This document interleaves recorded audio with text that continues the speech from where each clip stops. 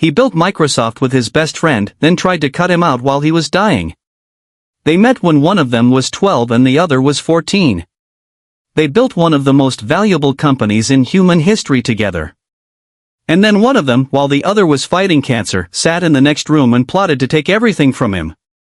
This is the real story of Bill Gates, Paul Allen, and how Microsoft began. Seattle, 1968. Lakeside School, a private all-boys school. Paul Allen was 14 years old. Bill Gates was 12. The school had just bought a single computer terminal using money raised from a rummage sale. Most students ignored it. These two became obsessed with it. They had never spoken before. The computer brought them together.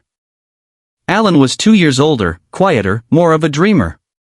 Gates was younger, louder, aggressive, intensely competitive. On paper they were opposites. But in front of a computer, they were completely aligned. They spent every spare hour on that machine. When the school's budget ran out, they found a computer at a nearby company and started using it for free by finding and exploiting bugs in the system. The company caught them and banned them. Then hired them. They were teenagers being paid in computer access to hack corporate systems. By 17, Gates and Allen had already tried to build their first company together, Trafo Data. It was a machine to analyze traffic data. Their only demo failed in front of the client. The company eventually closed. But what they learned building it, how to write software from scratch, would become the foundation of everything. Gates went to Harvard. Allen moved to Boston just to stay close to him. He took a job as a programmer at Honeywell. They kept working on ideas together in their spare time. And then in late 1974, Allen was walking through Harvard Square and saw a magazine. Popular Electronics. On the cover was the Altair 8800, the world's first personal microcomputer. He ran to Gates' dorm room. He said, "This is it. If we don't write software for this machine right now, someone else will and we'll miss the whole thing." Gates agreed. The problem, they had no software written and didn't even own an Altair. Gates called the manufacturer anyway, a company called Unequal in New Mexico, and told them he already had a working program ready to demo. This was a complete lie. He just wanted to know if they were interested before writing anything. Unequal said yes. "Come show us." Gates and Allen had 8 weeks to write, from nothing, software for a computer they had never touched, using only technical specs from a magazine. They worked almost every hour they were awake. Allen built a simulator so they could test the software without having the actual machine. On the day of the real demo, Allen flew to New Mexico alone. It was the first time the software would run on a real Altair. If it crashed, it was over. It worked perfectly. First try. MITS agreed to distribute the software.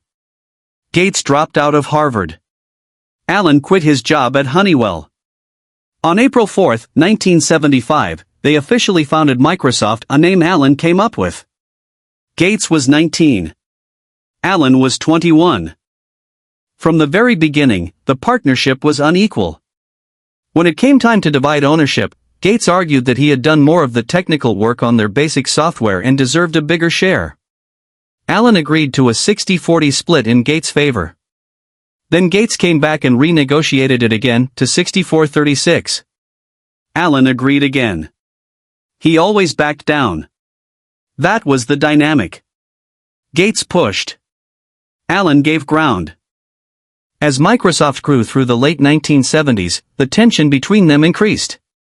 Gates was relentless, shouting in meetings, publicly challenging people, demanding justification for every decision. Allen later wrote in his memoir that he had to constantly match Gates' aggression just to be heard in his own company. It was exhausting. He started showing up less. His enthusiasm was fading. Then in 1982, Paul Allen was on a work trip in Europe with Gates when he started feeling seriously unwell. He flew home to Seattle. The diagnosis: Hodgkin's lymphoma. Cancer. He was 29 years old. He began radiation treatment. He was in and out of the office. He was fighting for his life. And then one evening, still undergoing treatment, Alan walked into the Microsoft office and heard voices. Gates and Steve Ballmer, a close friend of Gates who had recently joined the company, were talking. Alan stopped. He listened. They were discussing him. They were unhappy that he was contributing less. And they were talking about how to dilute his shares by issuing new stock options to themselves and others, reducing the value of Alan's stake without him agreeing to it. Alan walked into the room and confronted them directly. Gates later wrote him a letter apologizing. But Alan never forgot it. He later wrote he had been taught that a deal was a deal and your word was your bond. Gates was more flexible about that. 2 months later, in February 1983, Paul Allen resigned from Microsoft. Here is where it gets significant. When Allen left, Gates tried to buy out his remaining shares for $5 per share. Allen refused. He walked out with his shares intact, 25.2% of Microsoft. 3 years later, Microsoft went public. That 25.2% made Allen a billionaire in an instant. The shares Gates tried to buy for $5 were worth far more than anyone had imagined. If Allen had taken that deal, he would have received almost nothing compared to what those shares actually became worth. Allen's Microsoft stake funded the rest of his life. He bought the Portland Trail Blazers. He bought the Seattle Seahawks. He bought a 414-foot superyacht, one of the largest privately owned vessels in the world. He funded brain research. He paid for expeditions to find sunken World War II warships. He opened a museum dedicated to Jimi Hendrix. He co-funded Spaceship One, the first privately built craft to reach space. He gave away over $2 billion to charitable causes during his lifetime. And Gates, after everything that had happened, eventually repaired the relationship. The two men donated $2.2 million together to their old school, Lakeside, in 1986. They remained friends. When Allen died in 2018 at the age of 65 from a recurrence of lymphoma, Gates released a statement saying he was heartbroken and that Paul deserved much more time. Paul Allen spent his final years with a net worth of over $20 billion, all of it built on a foundation that started with a computer terminal at a school rummage sale, and shares that a man with cancer refused to give away. Today Microsoft is worth over $3 trillion. The name on every product, every building, every headline, Bill Gates. But the man who spotted the magazine cover.